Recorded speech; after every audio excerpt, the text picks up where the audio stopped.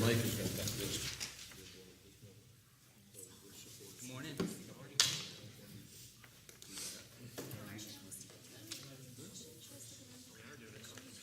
It's your choice if you can. All right. Good. Yeah, right. At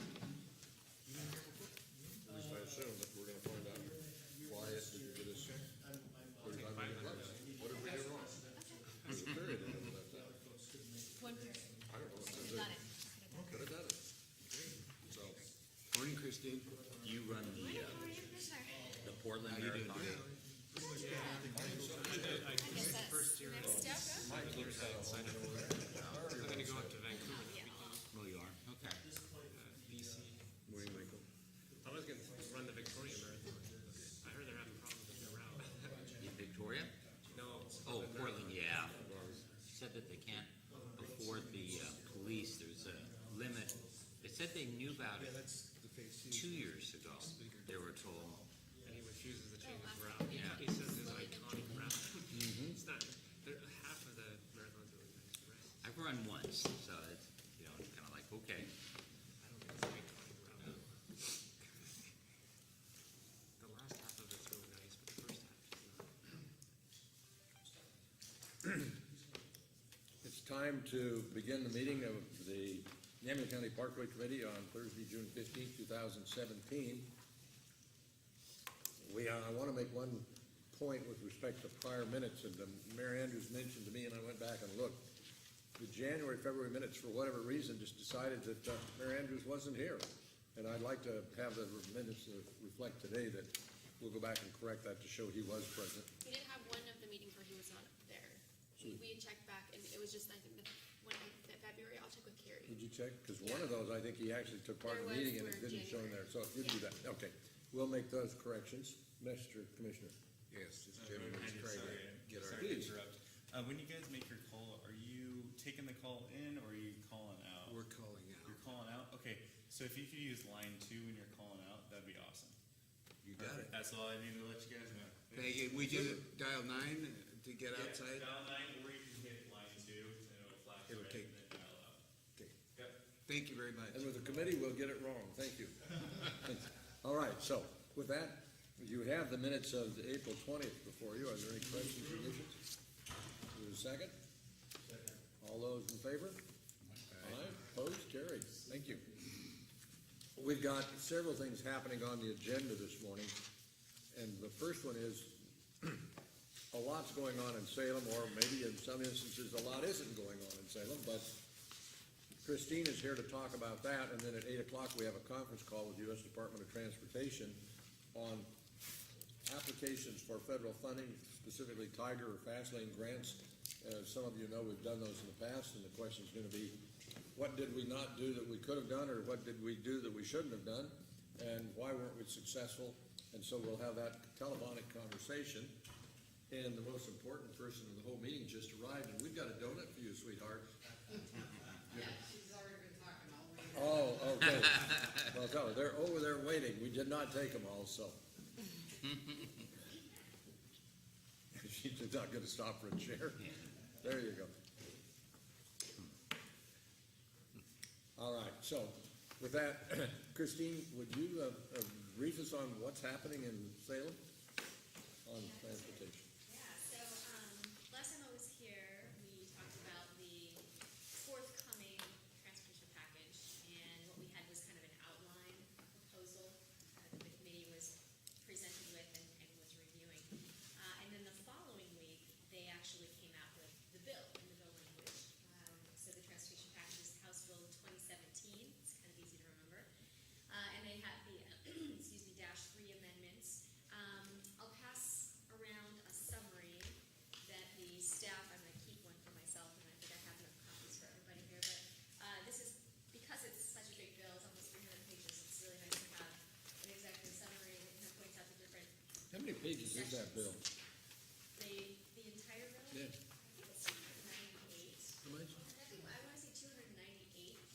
300 300 pages. pages, yeah, that's what they It's said. a massive bill, it's got a lot of different components to it, and as well it should, because they really are trying to come up with a comprehensive transportation package. So what's been proposed, what you see before you is an roughly $8 billion package over 10 years. And that's what they suggested they were planning to do.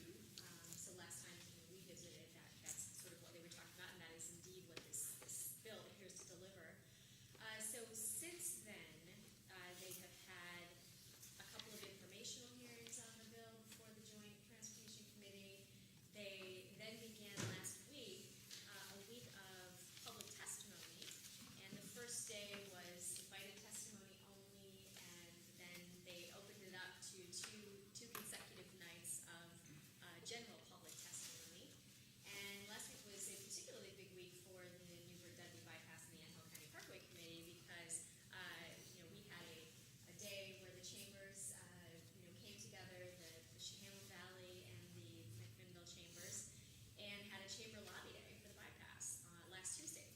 Feels like it was longer in the past than that, but it was all just last week that all this happened.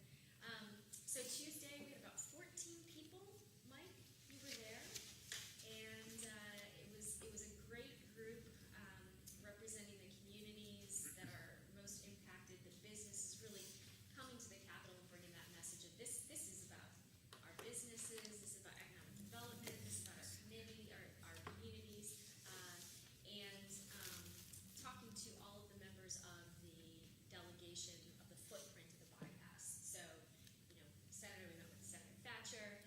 We had a meeting with Senator Boquist. He had sort of another emergency meeting he had to be called away to. We visited with his wife Peggy, and then we had meetings with Representative Noble on the House side, Representative Coast, Representative Vile, and who am I missing? I feel like Neerman, Representative Neerman. And then we also met with Senator Rogan briefly, who represents the Central Coast, and that's one of our, you could say, regional partners that we're really trying to pull in and engage towards that message. It's not just about Newburgh, it's not just about Newburgh and Dundee, as the name would suggest. It's about the Central Coast, the entire travel shed. It's about the tribes. It's about Marion County and the impacts to Marion County. So I think we really did deliver that message, with the combination of the lobby day last Tuesday, as well as the testimony that was given on Tuesday and Wednesday evening. So we had, on Tuesday, we were very excited to have Susan Sophie Blosser come to the Capitol. She did an outstanding job with her testimony. We also had Lincoln County Commissioner Hall. So he could really deliver that message that this impacts the Central Coast. And that's important because, you have to have Senator Roblin and Representative Gottenberg sort of thinking about the major transportation projects that impact his district or their districts. And every area has their own kind of smaller things that they want to get done. Congestion really might be part of that, but it's more preservation and maintenance type work. But this represents something within the package that those members really need to be thinking about as they consider and contemplate supporting the package. So on Wednesday night, we had the illustrious Mike Ragsdale testifying, as well as from the Grand Ronde tribes. Chris Mercier was kind enough to testify. And then we also had the president of Recology out of McMinnville, who has actually sort of come to the table multiple issues in Salem, but this is one of them. And so he really wanted to be able to weigh in. So we had a good, strong panel talking about business, local communities, economic development, tribes. So that was last week. So we know, based on Thursday night, the committee held a big discussion, and it was sort of, no more testimony was going to be taken. Say again? On Thursday night, the Joint Transportation Committee held, after hearing from the public and getting all that testimony and all that feedback, they had an internal discussion with the committee and really looked at the different, pieces of the package. contemplating the feedback they'd gotten, and then also some proposed amendments that have been circulated. And so there was a big discussion about it, and it looks like they're still trying to figure out where the numbers are going to be. The package is most likely going to get smaller. There's talk of reducing the gas tax, for instance. We're not quite sure where the vehicle excise tax is going to land and how much that's going to raise. So what does that mean for the Newburgh-Dundee bypass? We discussed it before more in concept, and it is more specifics now before you, but the Newburgh-Dundee bypass appears in two places in the bill. So there's the first section of the bill where it appears, and we originally thought that the bypass was going to be under the congestion relief section only, that would maybe be receiving the vehicle excise tax monies. The way that they've actually structured the bill now is that the gas tax increase and the vehicle registration fee increase would create a fund, and that fund would largely go to Portland area projects, but then there's also part of the fund that goes to the regions, and so it's actually given to the ODOT's regions 1 through 5, and they actually list, and you'll see on page 3 of this summary, the different regions and the regional money that's going to be distributed. So Region 2 has the largest amount of money allocated, and then they list within each region. Today, as of now. As of this proposal, yeah, as of this version of the bill. So Region 2 has $108 million compared to some of the other regions that have 25 million or less. They are smaller regions. And so what they really did is list out the projects within those regions that funding could go to, but they don't specify how much each project would get. But the Newburgh-Dundee bypass is listed as one of those projects. The actual verbiage that they use is Newburgh-Dundee bypass design only. So we've proposed amendments that would actually open that up to Newburgh-Dundee bypass phase 2 generally, because we believe that money shouldn't be necessarily restricted to just one thing in the next several steps that we need to take to move the project forward. So more general language would certainly allow that to be a number that can actually get us where we need to be. And I will say that the testimony and the message last week was focused on getting shovel ready to apply for federal dollars and really be able to bring that's the local match that they're expecting at the state level to bring down, pull down that state money to get actually move on construction. So really the emphasis has been that upfront money that is in the bill that goes to the regions, that would go to the Newburgh-Dundee bypass. We want that to be money to get the project shovel ready.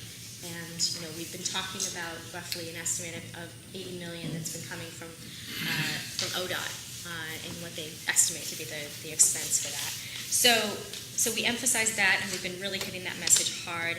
And then later in the bill, they create a congestion relief district for any county outside of a metropolitan planning organization, MPO. For any county outside of an MPO, they allow congestion relief districts to be formed by counties, and those congestion relief districts can sort of raise their own funds, they can identify projects that they want to move forward, they can get legislative approval for funding, state funding for projects. So there's a mechanism later in the bill that could be a tool for localities that don't kind of fall into the boxes they've identified for projects that would get state funding. So basically, within that language, they have named Yamhill County Parkway Committee, and sort of clumsy language, we need to get that cleaned up too, but that would be the Newburgh-Dundee bypass as well. is named as one of those projects, and Yamhill County as one of those jurisdictions that could become a congestion relief district. So this area would have until December of 2021 to petition and decide, to basically become a congestion relief district and get OTC approval and legislative approval for that. So we have submitted, over the last week, we've submitted suggested amendments for the bill, along with many other parties out there, many other interests.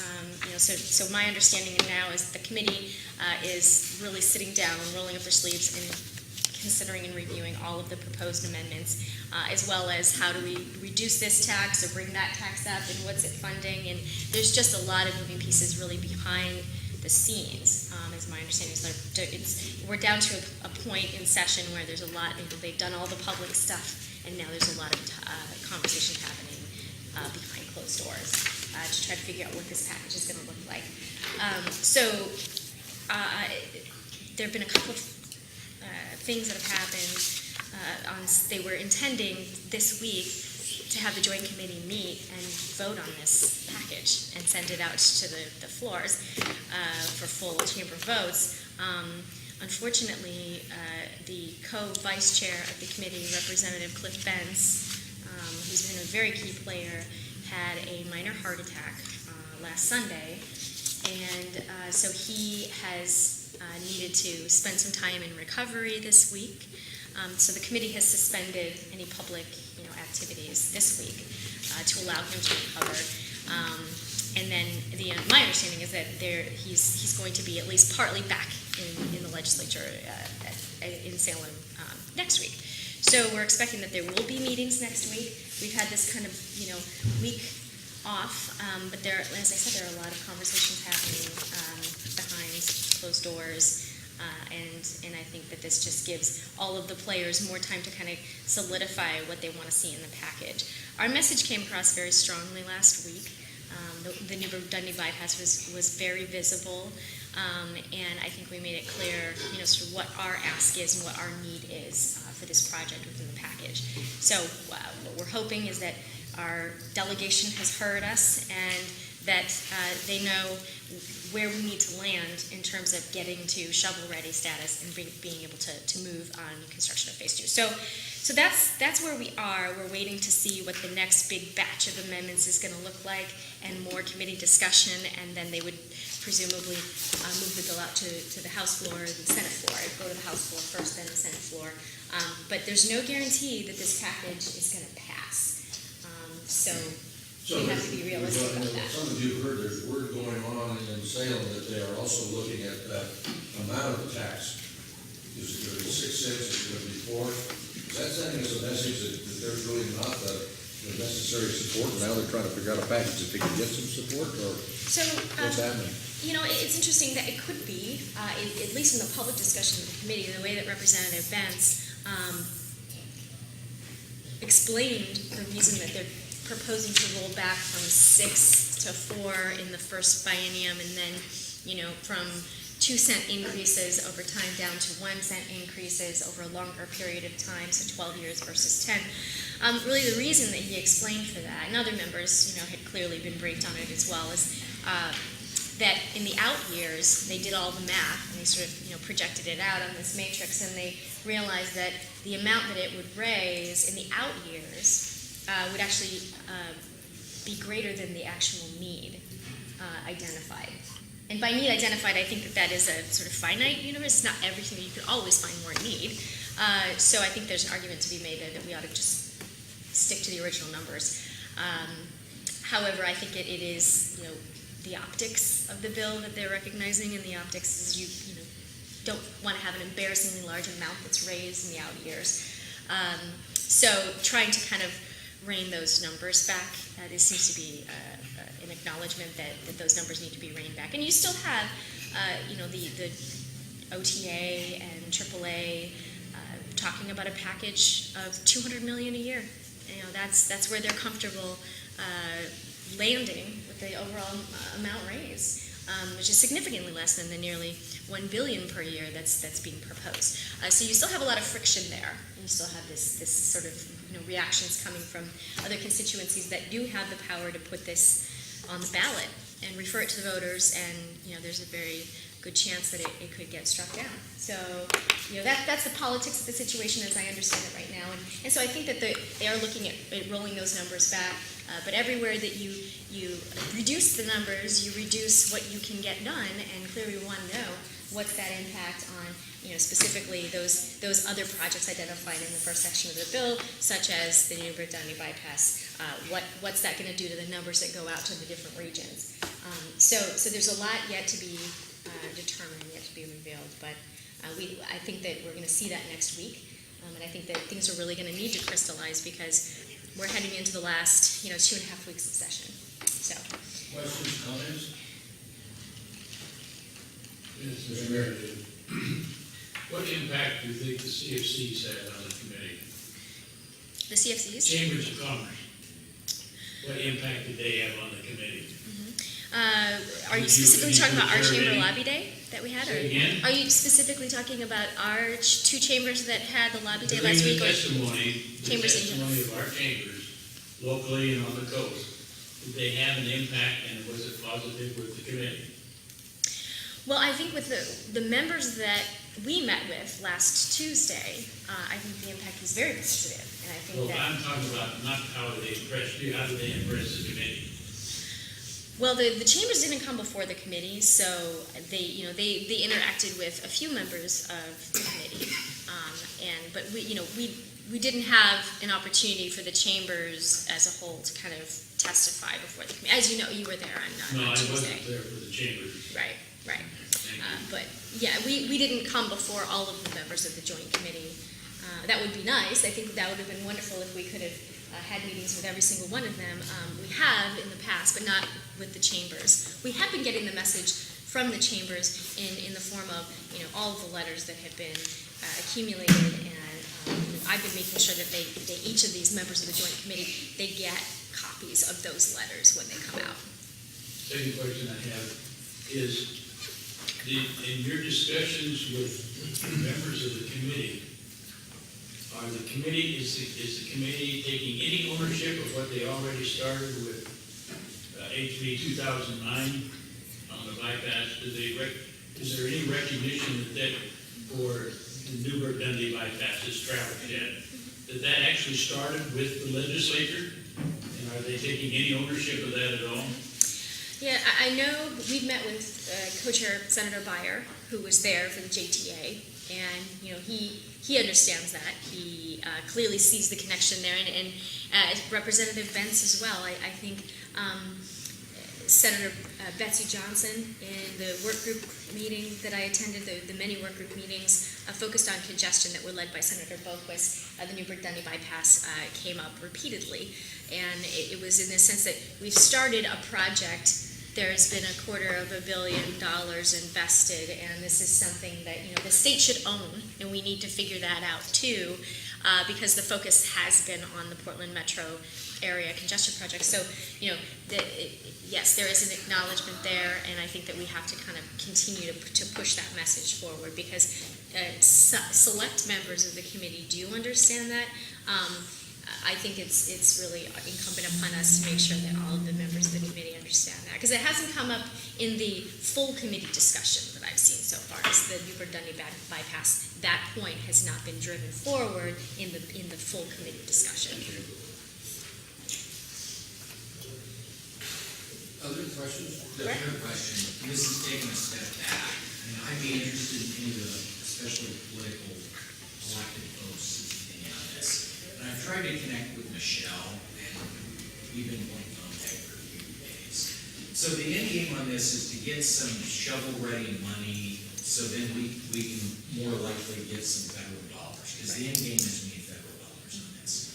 So a bombshell was brought to my office about a week ago, and I talked to Stan and I talked to the mayor about it, about the Parks District increasing the SBCs from $2,000 to $13,000 on new homes that are going to be built. And that was a shock to me, I think also to Stan, and I don't know how long the mayor's been involved in this. Is it systems development charges? Yes. And my legal, so then immediately I fire up our legal team and our economist, Jerry Johnson, about what does this look like, you know? And one of the things that was brought to my attention is this could impact, you know, because I've been a banker a long time, and I know any error on a deal at all, especially if you're competing with other things, can be a problem. Well, and that will have an impact on housing affordability within the Parks District, which, how big is that, Mayor? How big is the Parks District, or Stan, do you know? It's considerable. Yeah. The city of Newburgh is probably the smallest district. I'm not hearing you, Sam. I said the park district itself encompasses a large part of that part of our county. The city of Newburgh itself is central to it, but it extends far beyond that to community. So it's a substantial piece of property. So my concern, and I'd be interested to hear anyone else's opinion, but a point brought up by our legal counsel was that this could be a headwind in getting a federal grant because of the impact on housing affordability in the region. Do you have an opinion on that? On the federal side of things, I really do think that Michelle's probably your best person to talk to on that. Yeah. But I can certainly, I'm taking notes down here and I'm trying to see if I can look into that. That'd be great. Okay. Any opinion from anyone else? I'm looking especially if they like to use your Stan. Well, I know that SDC charges go a long way toward helping them provide the recreation services they do, and I'm very much in favor of that. However, to go from 2,000 to 13,000 in one step, I think is a little bit of a leap. If you're going to do that, I think it should be a phased-in project, and I certainly think it should give everybody, especially the builders and people thinking of building, an opportunity to plan and know that those things are coming. I think that will impact, as you indicated, significantly the affordability of housing moving forward, and that's one of the big key drivers that can be developed is affordable housing. I've got to get on this conference call at 8 o'clock, so let me see if I can figure out the total here. While the commissioners do that, let me say, when the call is over, Christine will be here, well, if we have further conversations, we will do that, continue this discussion about the second. Okay. Where is the... And if Commissioner Curtis isn't successful electronically, we may go right on and just keep going. Well, I just had to find the volume control here. I'm not doing the volume. I still haven't found it.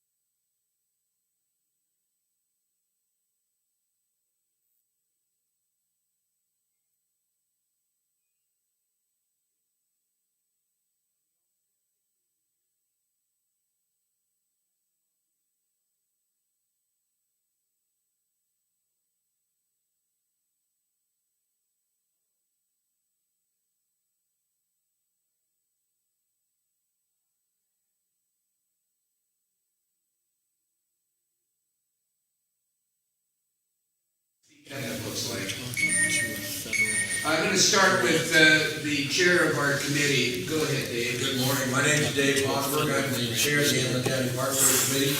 As a brief intro, this committee's official function is to work with the public and the various affected agencies to implement the design and construction of a facility 11 miles long around Newburgh and Dundee on Highway 99W. Really, what is called as the Newburgh-Dundee bypass. So with that, I'll move around my group to my left and we'll have introductions. But first, are you able to hear us?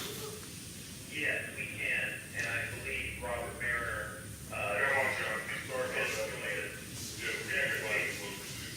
yeah, I think we had a little confusion, and also, David and the commissioner, I think there's folks, are there any folks in the actual lobby that are planning to join in person here? No, not to my knowledge. When we set up the call, it was it was a conference call, so there was some confusion there, but. No, we just didn't want to have folks, waiting in the lobby, so, okay. Would you reintroduce yourself? You weren't on speaker when you did initially, and then whoever else is there with you, please. Sure. My name's John Augustine. I'm the Director of the Office of Infrastructure, Finance, and Innovation here within the Office of the Secretary at USDOT. And I'm joined by my colleague, Robert. Robert? Good morning. I'm Robert Mariner. I'm John's deputy in the Office of Infrastructure, Finance, and Innovation. And both of us work very closely with the Tiger and Fast Lane programs.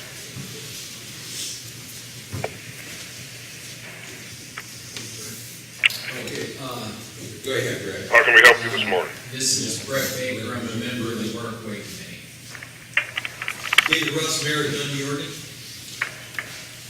Cole Prestus, Director, Lad Hill Neighborhood Association. Christine Everett with Summit Strategies, representing Yamhill County Parkway Committee. Joe Henning, City Manager of Newburgh. Ted Crawford, Dundee City Council member. Roger Coleman, Vice Chair of the Greens Neighborhood Association. Denise Harvey, Tribal Council for the Confederated Tribes of Grand Ronde. Bob Andrews, Mayor of Newburgh. Scott Hill, Mayor of McMinnville, Oregon. Mike Ragsdale, member of the Parkway Committee. Michaela Fry, paralegal for Yamhill County Council. And I would also tell you that we're also privileged, we have media coverage, we have KLYC here live on radio and streaming video, and so they'll also be reported so the public will have an opportunity to hear our engagements. So, Commissioner? Yes, as I indicated, we've been unsuccessful in our past attempts to receive a Tiger grant. So the purpose of this meeting primarily is, number one, debriefing that to see what, as I said earlier, what we could have done that we didn't, what we did that we shouldn't have, and then to find out what are the keys to being successful in our Tiger grant. The project that we're working on is listed in your FAST Act, the Federal Transportation Act, as a critical corridor. So there is certainly on record the idea that this is a very important project. We want to know how we can get a hold of those federal dollars to complete this project that has already had $250 million spent on it. So please, I'm going to let you folks pretty much lead the meeting to tell us where we are and where we need to be so this can move forward. Thank you very much. I appreciate you taking the time this morning to work with us.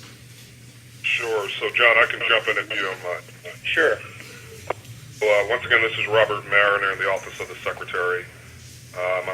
Been serving as the Tiger Program Manager since the program's inception in 2009. What I will say is it's going to be kind of difficult to really talk to your previous application in regards to what can improve it, because as you're aware, we are under new leadership at the department. We have a brand new secretary under a new administration. So the Tiger program of the past that you were familiar with is going to be a lot different than what you've been accustomed to and working with us in previous rounds of Tiger. So unfortunately, any guidance, it's actually kind of premature for me to try to provide you any guidance on how to improve your application, because we're still working through what the Secretary's priorities are going to be. We're working very closely with newly confirmed, Senate-confirmed departmental leadership on the notice of funding opportunity for the upcoming 9th round of the Tiger program. And until we've been able to, get some clear-cut guidance on that, what we can provide is just some general ideas of, what the administration generally is thinking about as it relates to infrastructure in general. But unfortunately, there's really nothing that we can share for the next round of Tiger at this point. But keep in mind, once that notice is published in the Federal Register, which could be, 60 to 90 days from now, then we're more than willing to get back on the phone with you and, talk through any specific, aspects of the newly published notice, coupled with any, being able to answer any questions that you may have. Something to keep in mind is it's our guess that our new leadership will more than likely be interested in holding a infrastructure summit at some point over the next few months, where we'll be able to dive deep into what the administration, what their expectations are as it relates to using Tiger funds moving forward, as well as how the program formerly known as FastLane, now the nationally significant Freight and Highway Projects Program, will be viewed moving forward. So, I apologize for not having more information at this point, to really be helpful. But like I said, John and I can give you, some general thoughts of, what we've been hearing and what we've been learning, over the past few months here at the department. Okay, well, we appreciate that candidness, but the thing that we're most concerned about is how we complete our project here in Oregon. And as you have indicated, the new directors are going to be setting the guidelines for that. But having worked on it since 2009, you must have some idea of the direction they're going to be going and what their ideas are. That's not true, because this is a new political leadership that we have in the building, so they're new to the building. And I'm a career staff employee who will support them, and formulating whatever direction they're going in. So as I stated, unfortunately, I can't predict, nor am I going to go out in front of our secretary and speculating, what her goals will be, what types of projects, would potentially be competitive. And what I've been telling project sponsors such as yourself is that think of this next round of Tiger as going back to 2009 when the program was first started. So we're back at basically square one, for the Tiger Discretionary Grant Program under our new leadership of Secretary Chow. Okay. So, all right. Oh, go ahead, Dave. Dave Hogwarth, Chair. But you did comment that you might have some general thoughts. And I think the committee would be interested in hearing any preliminary general thoughts you might have as we begin to think about what the next round could look like. Sure. So some of the things that we can share at this point is, as you are aware and have heard, consistently, even as recent as last week, where the department celebrated Infrastructure Week, is the administration's strong push on trying to provide the necessary infrastructure improvements and enhancements to rural communities and rural parts of the country. So that's one thing that will definitely be, a priority for the administration, and I know the secretary is really supportive of the president's wish to, provide and enhance connectivity, modal choice for rural communities across the country. Also, something else that we've been hearing in the department is that being able to leverage as many non-federal dollars as possible is also going to be a very strong criteria to keep in mind. So what most project sponsors have been accustomed to is, focusing on an 80-20 split where 80% of the funds have historically come from federal sources, and in many cases, project sponsors only have to come up with 20%. Well, moving forward, what the advice that I've been giving project sponsors is to kind of flip that and, think of bringing as many local, state, private dollars to the table to get you to as close to 80% in local funds, and then, coming to the department for roughly 20% of, of the remaining asks. Because once again, as the president has stated on a number of occasions as it relates to infrastructure, and as our secretary, continues to talk about, the amount of federal dollars, is very scarce. So being able to leverage non-federal dollars as much as possible, is definitely going to be something that our new leadership is going to be, thinking of and considering as we roll out this next round of the Tiger Discretionary Grant Program and the nationally significant freight and highway projects program. Something else to keep in mind is, and I'm not sure how far along you are, as far as the environmental process, but the president and our secretary have really talked a lot about the importance of looking at ways to streamline the environmental permitting processes. So that too will be an aspect of what or how projects could potentially be evaluated. We're going to be looking for project sponsors to identify in their applications any ways that they think the department could use to expedite the environmental process for their project by way of a potential pilot program under the grant program. So that's something else to keep in mind. Also, any innovative ways of generating revenue. One area that I know will be included in our upcoming notice of funding opportunity is a process known as asset recycling.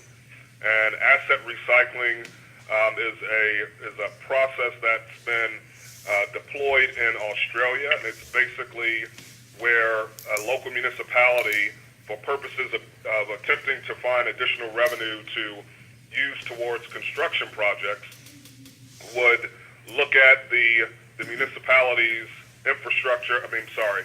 inventory of say, assets. And that could be, an old courthouse that's not being used. It could be an old library, any old, government or municipal asset that's not being used. Going down the road of monetizing that asset to identify a value, and then identifying or working with a developer who may be interested in coming in and, working out a multi-year concession agreement where the municipality is not, selling off that government asset, but what they would be considering is, if the asset is, say, worth $30 million, on the open market, then the developer could propose to give the municipality $30 million up front for that, for the use of that government asset over a prescribed period of time, whatever is negotiated between the municipality and that developer. And in return, that developer would redevelop that asset to either residential, mixed-use, commercial, and retail, or, for whatever purpose. And then that developer would be able to, regain, that initial investment that they provided to the municipality that would be used for transportation projects, and they would recoup that investment by the rents and other fees that they would charge.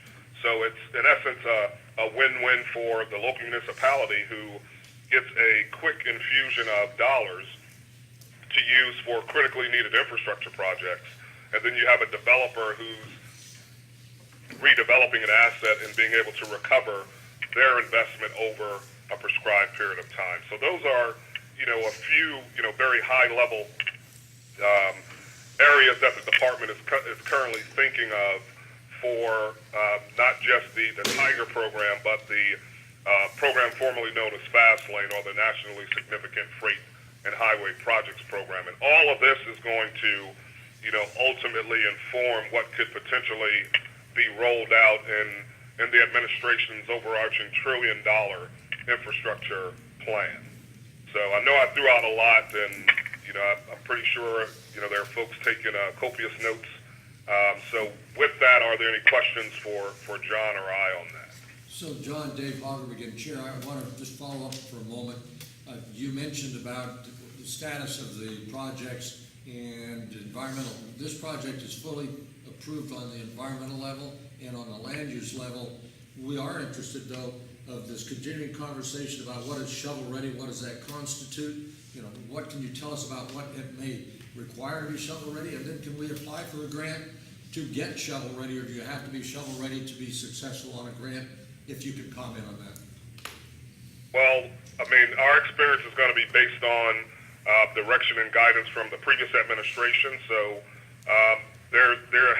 we have not had any discussions as relates to quote unquote projects being shovel ready. The availability of funding under these programs allows for outstanding environmental to be completed, outstanding final design to be completed before the actual construction funds are obligated for the project. So, it's very difficult to be able to talk to, what this current administration and our current leadership at the department is going to consider and how they're going to, ultimately decide what projects get selected versus what projects are not. So I will add to Robert's comment there that technically for this current round of Tiger that we have congressional approval for, the technical obligation window is through September 2020. Now normally, as Robert said, we really can't advise at this point what this current administration is going to think is most competitive in terms of shovel ready or ready in 6 weeks or ready in 6 months or ready within a year. Technically, though, a project would be eligible if the and Robert can fine tune this. Technically, we'd like to see the obligation occur no later than June of 2020. If the project could not demonstrate the ability to get the project to construction by that time, that would generally be considered a high risk, and in times past, that would not be something that the administration would want to engage in. So, there is some flexibility. The problem is, as Robert mentioned, we don't have clarity yet from the administration on, are they looking for things that are already completely approved and would be ready to go at the time of award, or how far into the future are they willing to consider these projects? Because there could be some projects that are quite impactful, quite important, but need a little more work. 6 weeks to a year or something like that could be considered within their window of what they are considering shovel ready. So it's a difficult question for us to answer now, but technically we do have several years of obligation authority to get the projects going, if that's any help. Other questions around the committee? You indicated that you anticipate having more clarity in 60 to 90 days. We're hopeful. Okay. Is there any way that you or your assistant could keep me in the email chain so that as that happens, I can set another conference call with you folks to address this again once you have that clarity? Sure. What we can do is, what John and I both anticipate is that the department and our new leadership will more than likely be interested in holding a pretty robust infrastructure summit sometime over the summer. And at that time, we'll be able to, really dig down deep into, any questions that project sponsors such as yourself may have about the published notices. Obviously once they're published in the Federal Register, and then we're also more than willing to schedule some one-on-ones with you to really dig down and to give you some more clarity on what we're learning from our new leadership. Now keep in mind, it's still going to be a work in progress as it was back in 2009 when we were just starting the Tiger process.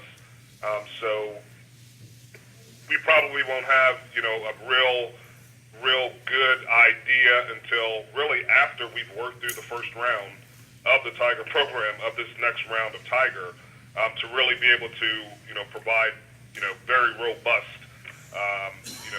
insight and thoughts based on our engagement, our active engagement with our leadership. But we will definitely share everything that we learned up to the summit and beyond that, leading up to when applications are required to be submitted. Okay, should I work through Veronica, or is there another person I should communicate with to forward my email address so that I can make certain that I'm on your list? No, Veronica's perfect. Okay. Veronica would be would be the person that you would want to talk to, for sure. Okay, well, she has that information, but I will forward her an email indicating that anything that comes out, I want to be kept on, and as soon as there's a judgment on your part that you're able to speak to us in a more clear fashion, we would like to re-engage with this committee moving forward. Okay, that's fine. I mean, that's what we're here for, and we're more than willing to to have that set up and to share whatever additional information we're able to share at that time. Okay. John, Robert, thank you very much. Let me ask, is there anybody on the committee that has a question that didn't get a chance to ask that? Well, I have one final one, John, and that is, this is Dave Hawker again, Chair. And I want to be clear that I understand with respect to shovel ready. Let us tell you, our project is at about a 30% design level. Phase one of $250 million has been built, but we're looking for the need for dollars for the remaining part of the design and for buying significant amounts of right-of-way.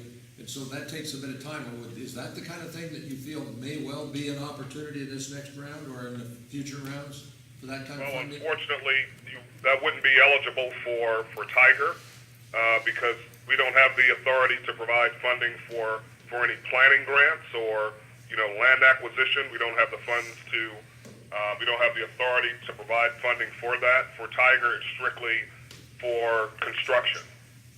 Now, if your project is eligible for fast lane funds or nationally significant freight and highway project funds, then that program does have the eligibility for planning funds. And we are designated in the act as a high priority corridor. Okay. So that's a different conversation, but a very important one. Would we have that with you, or would that be with somebody else, John? I mean, we're more than willing to talk to you about that, but I mean, we haven't received any specific guidance as to how the Secretary intends to, use that designation per the FAST Act. And I mean, we're not sure if that's going to, necessarily provide additional weighting or what, how that determination is going to be used moving forward for the nationally significant freight and highway projects program. We're just not sure at this time. So that's a conversation. We should continue to stay in touch with you on that issue. Sure. All right, we will do that. Anything else? Any final thoughts, John, that either you or Robert might have? No, I think we've outlined everything we know at this point, but as Robert said, we anticipate, over the next couple months to have some of these program selection criteria and final notices of funding opportunity published with the exact criteria that will be used for how the Secretary is going to go about selecting these next grants. So I think the next conversation will be more constructive, because we'll be able to look at the exact language. You'll be able to ask us questions on what does this mean, how is it going to be applied, and we can be a little more specific. So I think to stay tuned over the next couple months is going to be sort of the next point where we can have this conversation again. Well, on behalf of the committee, and I know the commissioner may want to, but thank you very much. We know that it's busy in DC these days. It's busy out here. We as a community are committed to this project and doing something really special for rural America, and we appreciate the opportunity to have this conversation. Thank you. It's our pleasure. Thank you, John Robert. Appreciate it and look forward to our next conversation. So stay tuned. Yes, sir. Thank you, Commissioner. Okay, bye-bye. Yep. Bye-bye. Bye-bye.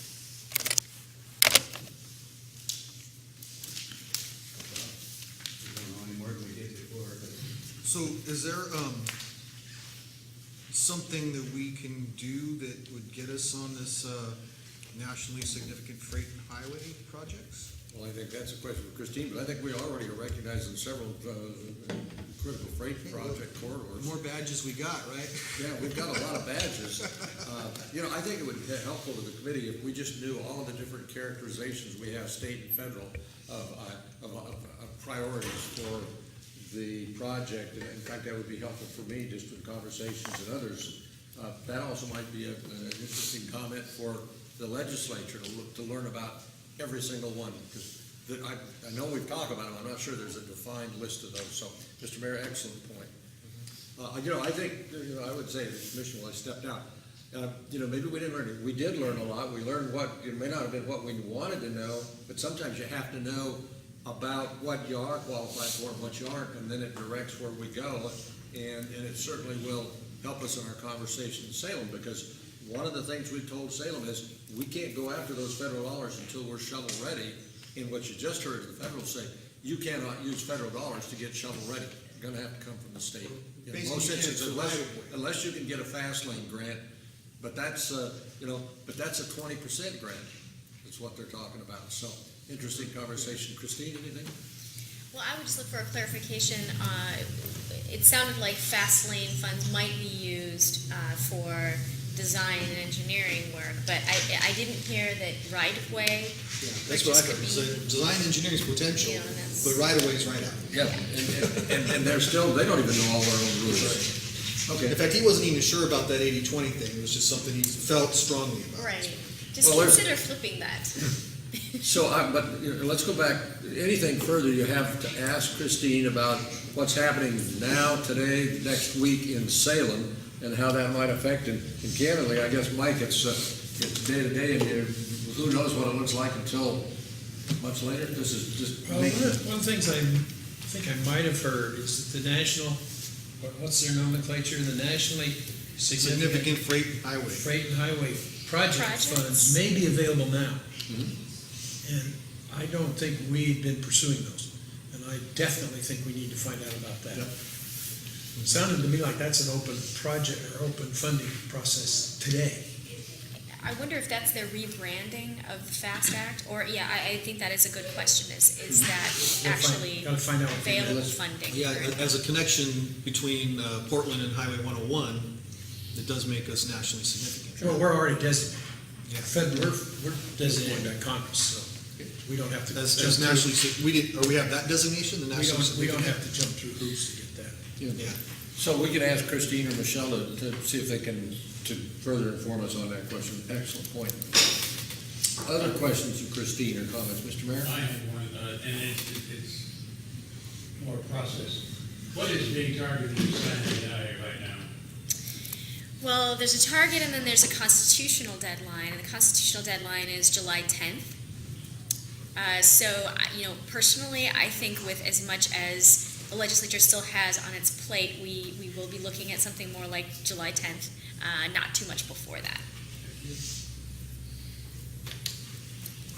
Dave, are the projects that are designated for FAST, does that expire? Does that pot expire of the projects that are within there? FAST Act? Yeah, so the designation of projects in communities are in there, what, I think there's 24 or something. Oh, are you There's a- referring to the high priority corridor Yeah. status? So that's in statute. So Okay. that wouldn't expire unless they Okay. actually went in and changed the Alright. statute, is my understanding. So, then, excellent question, because that's a key part. Any other comments on where we are with Christine and? One thing I'd like to throw out, I'm Cole Prestis with the Lad Hill Neighborhood Association. Going back to Robert's comment about flipping, you know, the 80% versus 20%, my thought is that, you know, anything you can get is good. Is there any possibility of putting something together regarding the relocation of the Wilsonville Road project? My thought is that ODOT, that's the $8 to $10 million project that ODOT says, hey, we have this extra money because we're under budget.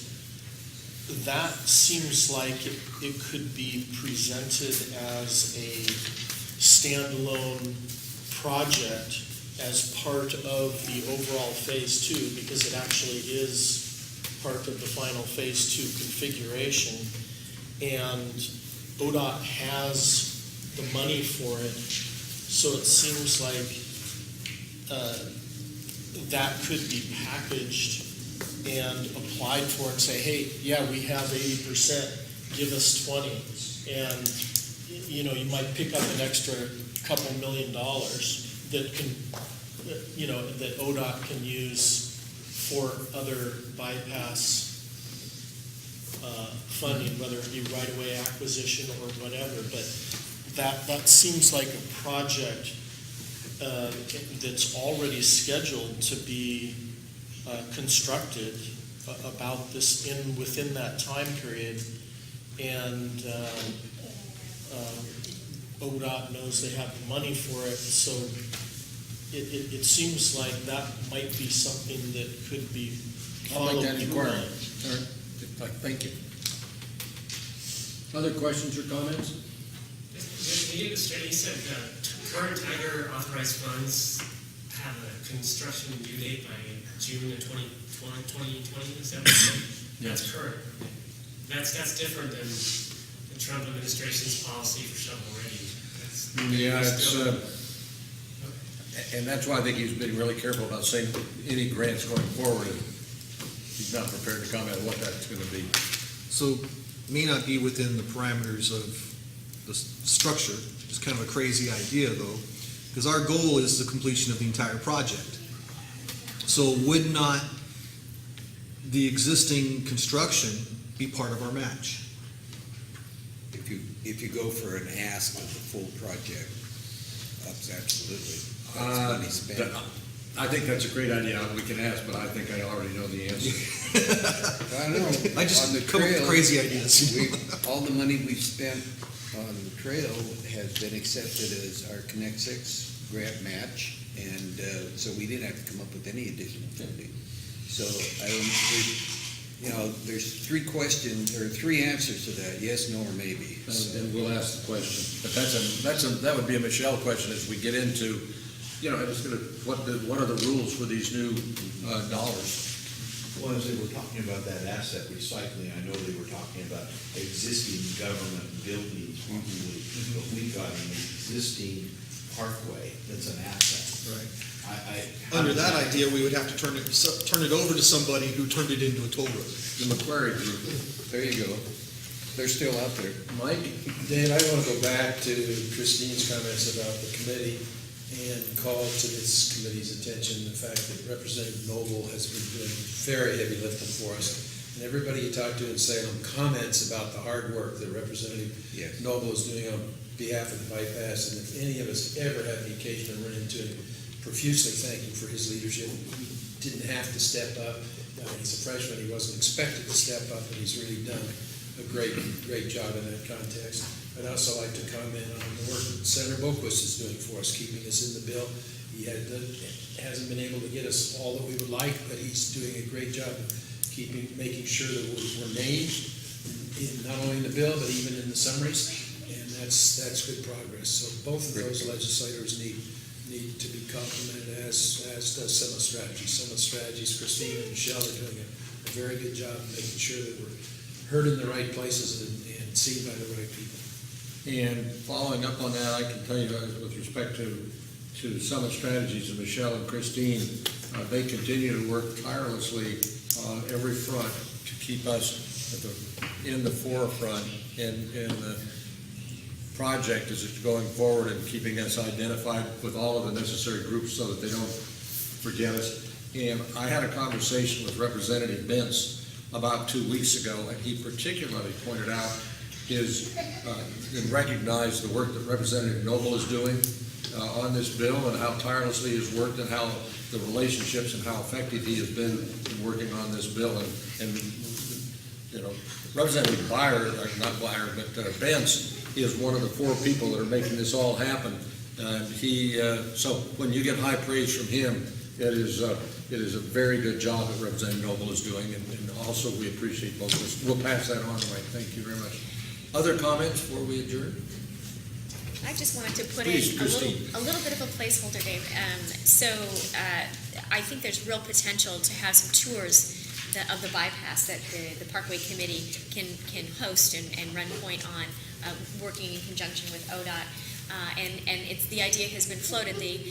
One of the transportation policy committees, the House Transportation Policy Committee, is actually already beginning to start planning their summer tours of different pieces of infrastructure around the state.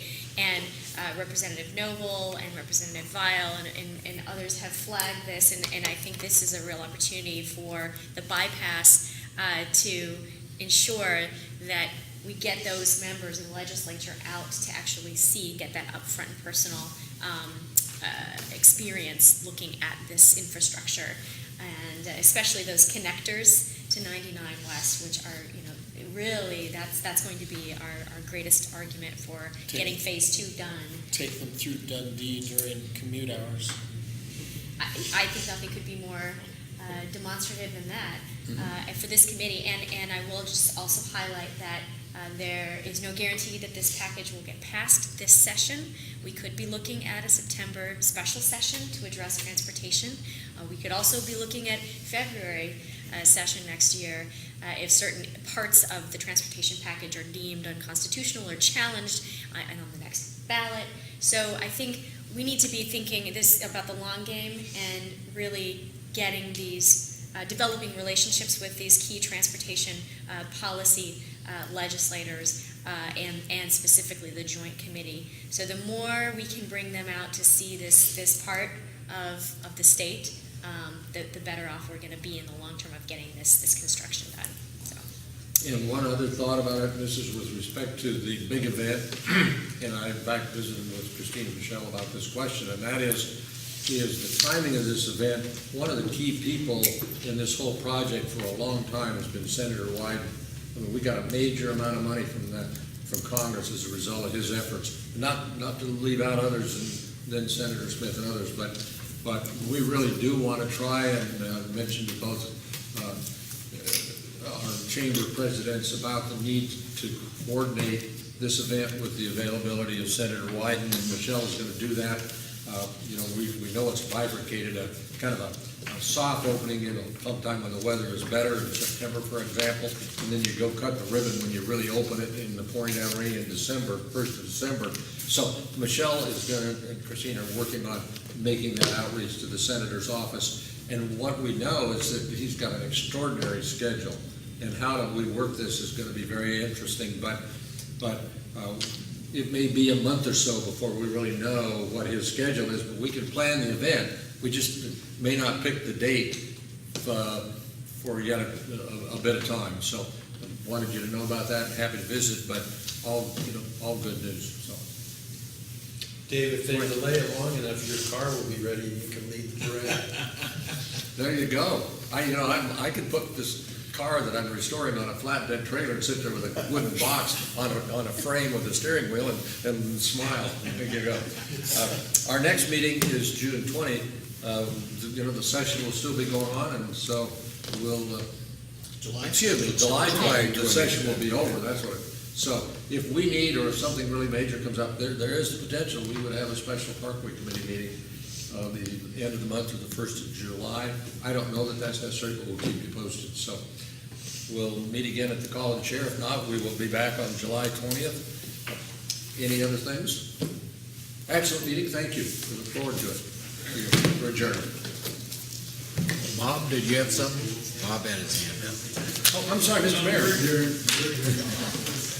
I missed that.